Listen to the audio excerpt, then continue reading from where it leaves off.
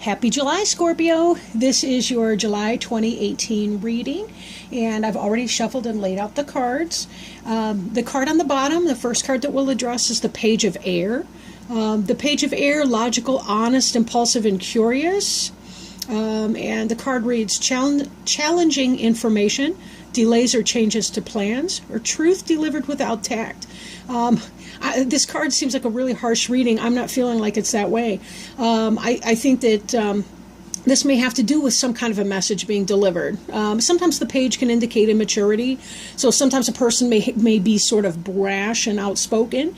They speak their mind very plainly, and they don't always have that kind of tact, but it doesn't mean that it's delivered without any kind of heart or compassion either. So we have to be very careful not to assume the worst in our little page friends. The air can indicate that the person is a Gemini, a Libra, or an Aquarius. And we love our friends who are from those signs. So just be mindful of that. For some of you, it may be about a child. Or we have the Ace of Earth here. Just looking specifically over this reading, it does look to me like some of you may have even had a child recently.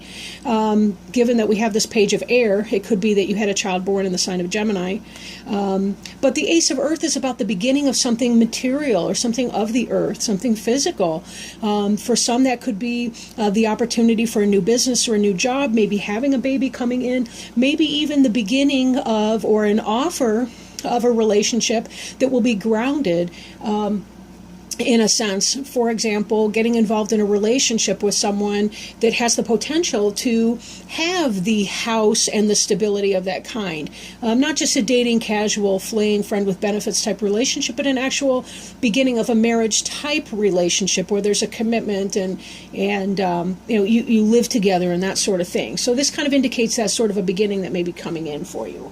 The next the next card that we have here is the Seven of Earth. And the Seven of Earth is about seeds being planted. Again, I'm thinking some of our Scorpio friends may be expecting. These look to me like little wombs with coins in them, but my eyesight isn't what it used to be either. But Seven of Earth is really about you've sown some seeds and you're waiting for the harvest. Again, that could be that sense of a pregnancy, something beginning, something new coming in here.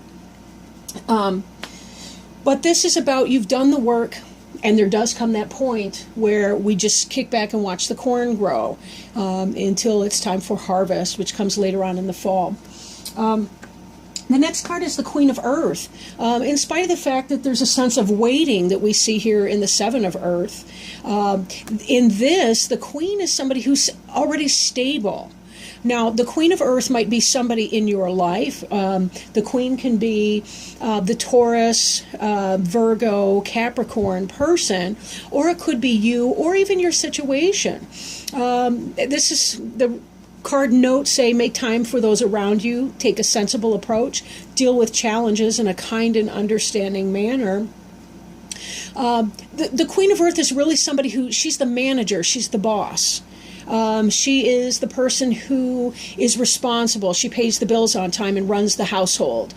She, in a sense, is the ideal mother or that sort of figure. Now, this person could be a man or a woman. It's not to be sexist in that sense. It really just means that person is in charge of home and hearth, the accounting, the management, the books. It could be a manager or a supervisor of a business of some kind. When you bring this in here with the Seven of Earth, it does look as though whatever that is that's about to come through will come through, and you will find prosperity in whatever this is that you're waiting for. So there is that. Next, we have the Eight of Air. There's been something that's been on your mind. Air has to do with thoughts and ideas and communication and the like. This states here an illusion of being trapped, a lack of self-confidence, and afraid to take action. Some of you may have been experiencing some self-doubt or some concern about not being good enough or not being able to do it right. Be sure that you're checking any perfectionism that you may have with that. Do your best in any moment. That's all you really can do, and then just stand back and let it happen. But one of the things that happens is we get to a point where we try to talk ourselves out of the things that our soul really wants to do, that's good for our heart. This is indicating that there's going to be prosperity and abundance, that this stuff is going to come in, that whatever this is that you're trying to do will be very, very positive. So don't waste time with anxiety. One of the things that happens with anxiety or fears that are not grounded in something that has actually happened yet is that if something bad is going to come to pass, we're going to have to suffer for it then. If it never comes to be this negative thing that we fear, then we've put ourselves through that suffering for nothing. So we're either suffering through the fear once for nothing, or we're suffering through it twice, once because it's real and once because we just imagined it. So why put yourself through basically 100% more suffering than you absolutely need to? It's not even worth it. Just let go of any of those self-doubts and understand that what will be will be. But this looks really good so far. At least our top row has been saying that you've got really, really good things that are coming in.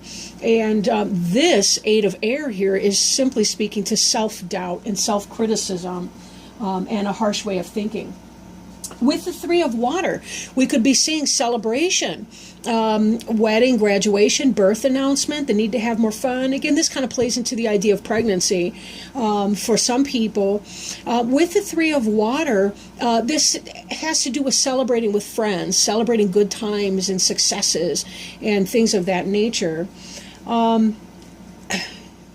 Again, we worry about something, but it doesn't come to pass. We see in the Three of Water that whatever we wanted is coming to pass, and it's going to be a joyful experience. So we do need to be careful that we don't deny or deprive ourselves of our happiness because we worry too much. The next card's the King of Earth, and the King of Earth is wonderful. He's the counterpart to the Queen of Earth. If the queen or the king symbolizes you, then your partner, your helpmate in life, is symbolized by this other person. Or it could be the case that you're trying for a management position, or that you're trying to get a promotion, a new job, and you find yourself in like companionship at this new job or with this new opportunity. But either way, these two together are a really, really super stable couple. They spend less than they earn. They pay their bills on time. They don't have the IRS, stalking them on a day-to-day basis or anything unsavory like that. But they really do embody stability on a material sense. But they're also logical and compassion, and they have a lot of good balancing qualities as well. The Two of Air reminds us again, we have these senses of choice making coming in here. And that the choice may have something to do with what the person is anxious about in the Eight of Air. Just being nervous about something. If this is a new child, are you nervous about having a child or being a parent, maybe for the first time, or maybe you're afraid your child may have special needs, or some other types of issues that could happen, or that you're not going to be able to care for him or her properly. But again, letting go of some of those fears, because the rest of these cards are really, really good. If you're worried about not getting that job opportunity, that promotion, you're worried about not having that right love mate come in, that it's coming in very slowly. A lot of your reading is earth energy, and earth energy is the slowest in the deck. So again, be careful not to create needless suffering on yourself, because if things go wrong, believe me, you'll suffer plenty for it then. But don't torture yourself needlessly. The Five of Fire does have to do with some of this conflict that we've been seeing before. The notes here state competing goals, bothersome details, conflict with others. Don't be afraid of these needless details, because the needless details are just what the Queen of Earth and the King of Earth are going to be needing and going to be excelling at. Maybe if these cards don't represent you and your partner, it could be that these are the accounting people that you hire to help you manage your business affairs. That you help to run your books if need be, or maybe you've got somebody you can kind of trade swap your gifts. Maybe you have other things that you can do and do like a service swap if need be. But with the Five of Fire, one of the things being, be careful not to get caught up in petty squabbles. You have a lot of really, really good things coming in right now. You're waiting for something positive. There's this birth announcement or this resurgence of something, this positive energy and information coming in.